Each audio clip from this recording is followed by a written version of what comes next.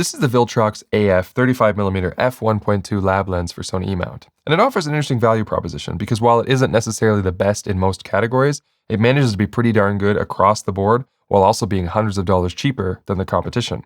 But before we go further, you should be aware that Viltrox is sponsoring this video. What that means is that they're paying for production priority and the ability to preview this video beforehand. If they don't like the criticisms I make in this video, then it likely won't go live. But if you're seeing this, that means they approved it and are satisfied with the results, because I won't be removing any valid criticisms just to get a paycheck. So this is a 1.2 35mm lens, which means it's going to be bigger than a typical 1.4 lens, and the only other lens that I ever used that was a 35-1.2 was that Sigma one. But this is actually a little bit smaller and lighter than that.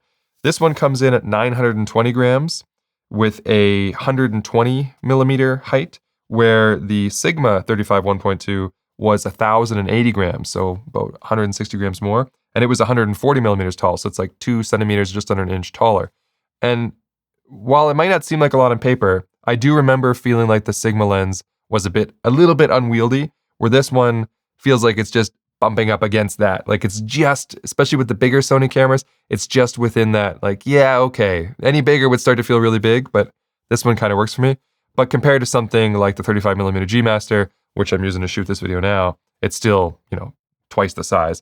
The G Master is 524 grams, so it's like half the weight, and it is 96mm tall, so it's like 3 centimeters shorter than this one. So the G Master feels significantly smaller, but for a 1.2, not bad. You've got 2 function buttons, an AF/MF switch, a screen, which we'll talk about in a second, and then a declickable aperture ring, which is this one right here. The only thing it's missing is the ability to lock the iris ring in a given position, like A, so you can control it with the camera. And you can still set it to A, but the iris ring on this is kind of like a digital iris ring, if you will. Here, let me connect it to a camera so I can show you on the screen. So as I mentioned, there's 2 function buttons on the lens, but in a Sony camera menu, you can only customize 1 function button on the lens to whatever you want the camera feature to be. So the other function button is for the lens itself, and it's mapped using the app. You would connect with the Viltrox app on your phone via Bluetooth, which is pretty good little app, pretty seamless. You can update firmware that way.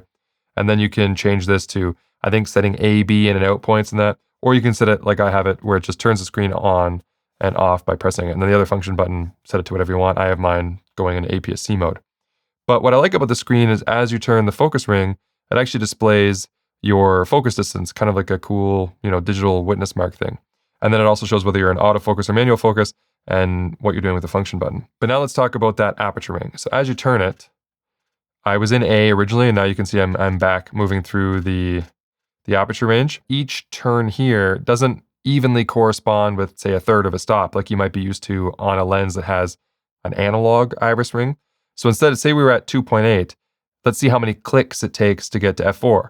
1, 2, 3, 4, 5, 6, and maybe 7. And when you are looking in the camera as you do that, sometimes it'll seem to you on the Sony camera that you've turned the ring 2 or 3 times, and then it switches to a third of a stop.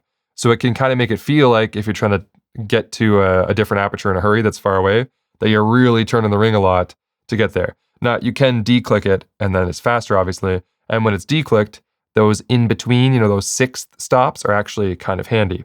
But if you're used to using a clicked iris ring, it might take a little getting used to at first. But the rest of the features on the screen are pretty sweet. Moving on to manual focusing, the focus response has a very long throw, which for photo lets you really dial in where you want to focus, but it's non-linear. So repeatable focus throws for video will be a problem. Also, one more thing that's probably inconsequential, but I've tested 2 versions of this lens. The first version that I got, that was a bit earlier, had sort of a squeaky manual focus ring. It would get squeaky at certain parts and stiffen up a little bit and then smooth out again, where the second version is completely smooth and doesn't squeak at all. So the first one was probably either just an early prototype or a lemon or something, but I just wanted to make you aware of it. But autofocus on this lens is stellar. It is so fast and so responsive. In photo, going from, a close target to a far target is just immediate. It's using their dual floating internal focusing system with their VCM motors. So it's like a linear, maglev, and you can see it that it's just crazy fast. And video autofocus is smooth and fast. And whether you're, running at the camera or not, you don't really see focus transitions. You just stay in focus the whole time. Autofocus is fantastic. I also, of course, tested it for focus breathing, which is when your field of view seems to change as you focus from minimum to infinity. And often these fast 35mm lenses tend to have quite a bit of focus breathing. This one has quite a bit as well. Not as bad as the 35mm G Master that I'm using now, but a noticeable amount. The only con with that is that even though the G Master is worse, it supports Sony's internal focus breathing compensation where third-party lenses do not. So when the corrections are applied, this one then looks worse than the G Master, but at least this one maintains its field of view. The same is also true for the autofocus. Even though I just said that the autofocus on this is stellar, if you're using it on a camera like the A9 III, you can't get the 120 frames per second burst shooting with a third-party lens because Sony limits that to whatever it is, like 15 frames per second. But obviously that's going to be up to you. If you're somebody who needs focus breathing compensation or you need to shoot at 120 frames per second burst, then you're going to have to buy a Sony lens. But if your photographer doesn't need those things, then this lens is just going to save you a few $100s without really having any drawbacks for you. And as you can see here, it has a front filter diameter of 77mm and a minimum focus distance of 34 centimeters or 1.12 feet. To put that minimum focus distance into a more visual representation, here's Rubik's Cube shot at the minimum distance on the Viltrox on the left. You can see up here, it'll say the aperture and also the lens.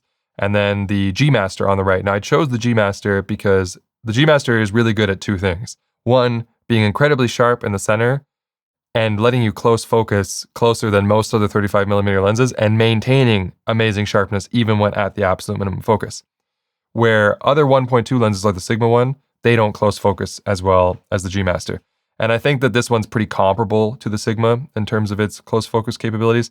This one's a maximum reproduction of 0.17 times. But what is good is even though, yes, it can't recreate the Rubik's Cube as big as the G Master, when we punch into the center there, while the G Master is still a hair sharper in the middle, again, it's kind of unbeatable in this regard. The Viltrox does pretty well, I would say, to get us like 90-95% of the way there, again, for a few $100s cheaper.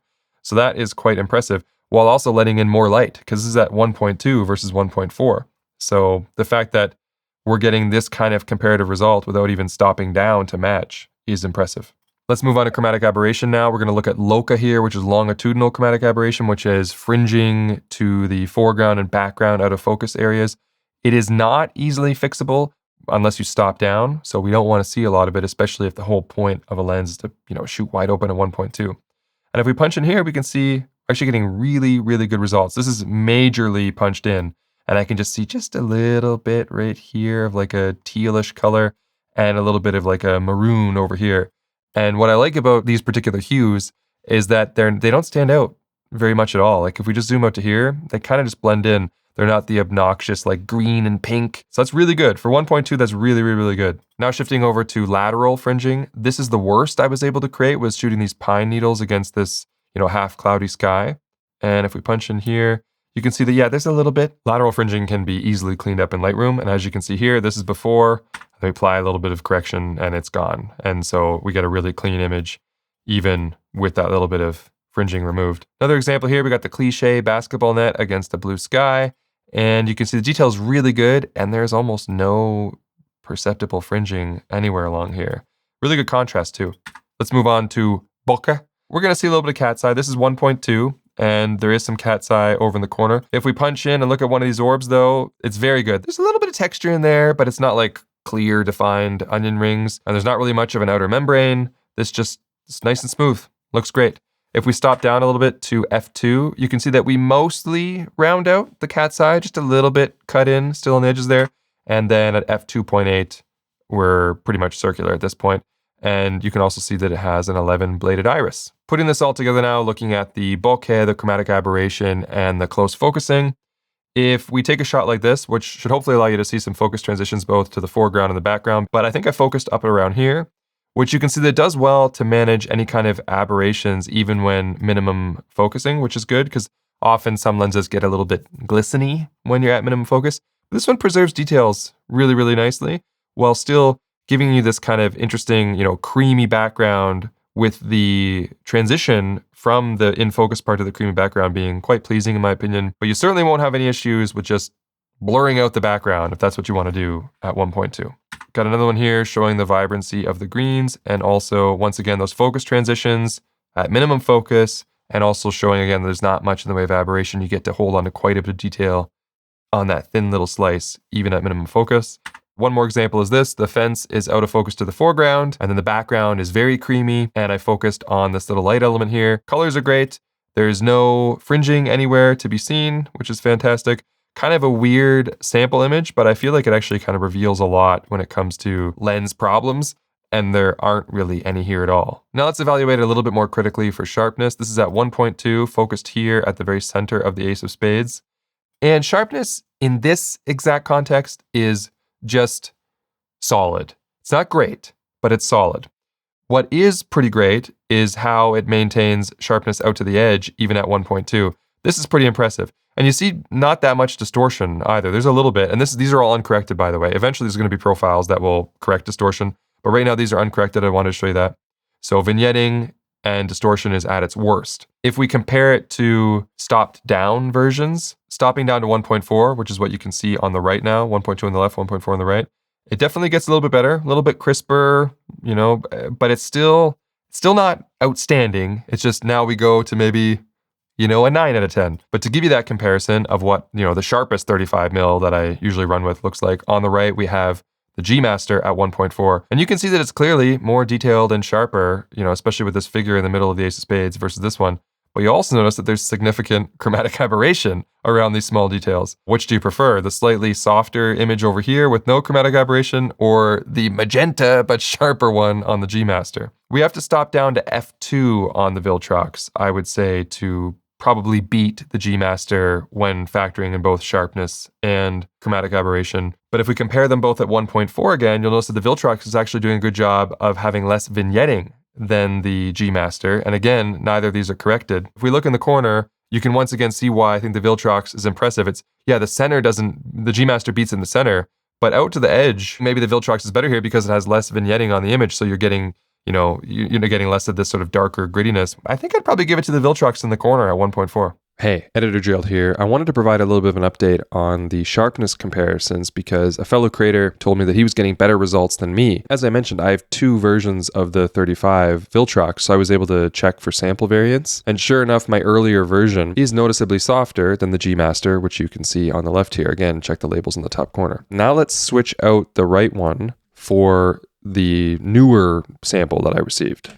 And you can see now, when comparing the G Master on the left to the Viltrox on the right, they are much closer. And to compare the 1.2 again, here's the 1.2 that I showed earlier in my video, noticeably softer than the G Master at 1.4. But if we switch to the newer 1.2, it actually gets quite a bit better. And here's a direct comparison between my older sample on the right and my newer sample on the left. You can see that, the newer sample is sharper. And this is sort of a worst case comparison here between my best example and my worst example. Still pretty subtle differences, and keep in mind that we are majorly magnified here. This is the distance of the actual shot that we're pixel peeping on. So we're talking sample variance to a very minute degree. Giving you a closer look at that distortion, here's a fence shot at 1.2, and you can see there's just a little bit of pin cushion, and it mostly doesn't come into effect until you're right at the absolute edge. I would say even this far into the frame, everything seems pretty straight. And then lastly, let's talk a little bit about flare and Sunstars. You can see the minimum aperture up here is f16, and 35mm at f16